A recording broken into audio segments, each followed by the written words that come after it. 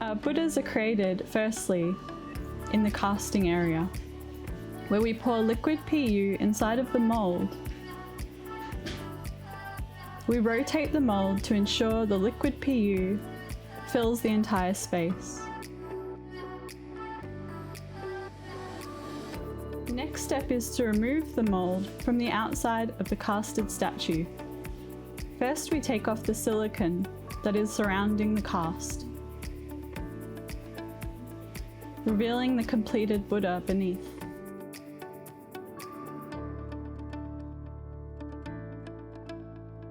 We cast 3D statues and 2D plaques.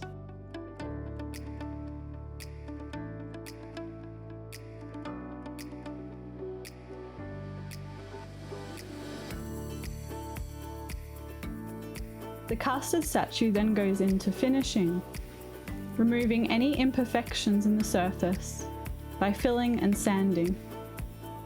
It also gets undercoats of paint to ensure the surface is completely perfect and smooth.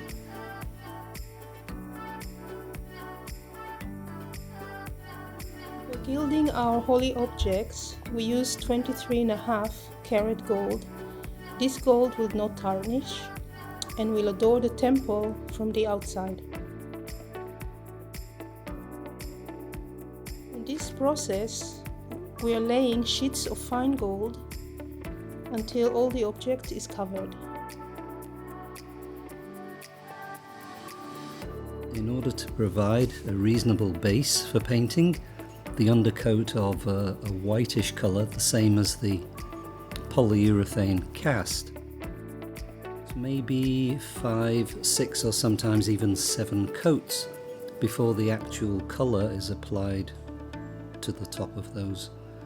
Each one needs to be dried, which is why you see someone with a hairdryer trying to move the process along a little bit quicker.